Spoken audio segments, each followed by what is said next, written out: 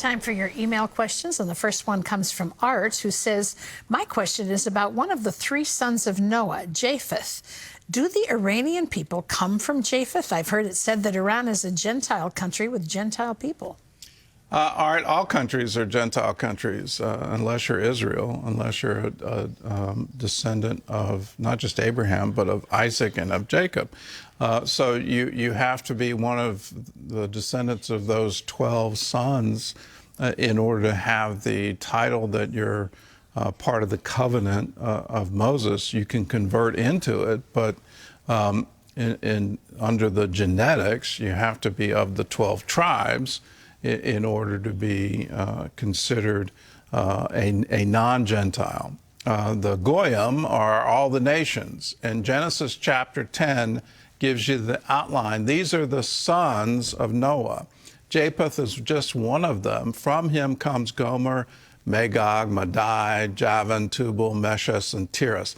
You can trace those and a lot of the population, all of the tribes from Ukraine all the way down to Iran. So there's a huge swath of territory that they're sons of Japheth. But when you total them all up, there's 70, which the rabbis say there are 70 Gentile nations descended from Noah. And that's why Jesus chose 70 in Luke chapter 10 as a symbol of missionaries going out into the entire world, that they would have the authority from him to reach all the children of Noah. That's a long answer. Well, it's a long history. It's a long question. You get into genealogies in the Bible, and there's a lot of theology to it, and it's a worthy study. It is a worthy study. This is Kay Gordon, who says, can you help us understand Matthew 23:8 when people call themselves rabbi and teacher, but Scripture says they should not? Well, let's look at the Scripture itself, and it's Matthew 23, and he's talking about lording it over people. So the scribes and Pharisees sit at Moses' seat. Therefore, whatever they tell you to observe, that observe and do. But they end up binding heavy burdens hard to bear, lay them on men's shoulders, but they themselves will not move them with one of their fingers. So it's hypocrisy is what he's talking about. You preach one thing and you do another thing.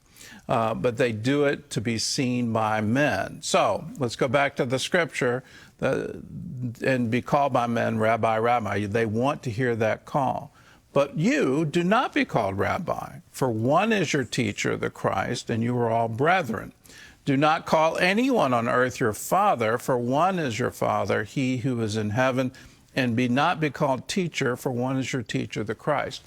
Now, within the church, and the Apostle Paul gives the division, the fivefold ministry, that some are prophets, some are apostles, some are pastors, some are teachers. And so within the church, there's fine to have a Bible study. It's fine to do these things. But Jesus is talking about the hypocrisy. If you're going to take the title of pastor, don't be hypocritical with it. Make sure you're a proper shepherd. James advises teachers, be careful, because you are going to be held to a higher standard. Make sure whatever it is you're teaching, that you are also doing. This is Vicki Gordon, who says, should Christians do more than just pray for the government? Should they run for office and school boards? And why don't ministries do more to support godly campaigns? Well, why ministries don't is because of the tax code.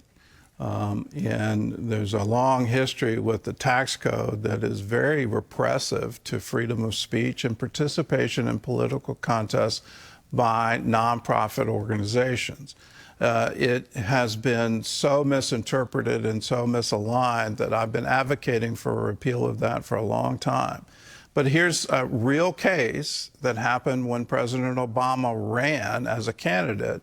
The NAACP, the National Association for the Advancement of Colored People, they decided we're going to endorse Obama. He has the potential to be the first African-American president of our nation. So they endorsed him. What happened? The IRS investigated them. Was that an improper use of their platform as a nonprofit? I'm looking at it going, you've got to be kidding. That's the reason they exist. We need to change that law. But we also need to encourage Christians to do more than pray and participate. I come from a long family. You're either a pastor, a lawyer, or a politician. My father decided to be all three. My grandfather was just two. I'm trying very hard to get delivered of thinking like a lawyer and just really just focus in on ministry. But if you've been called into that, be very sure of that calling, because it's a very difficult time in our world today, and you are absolutely going to get attacked. But do we need godly leadership in America? You betcha. And the only way to get that is for godly people to run.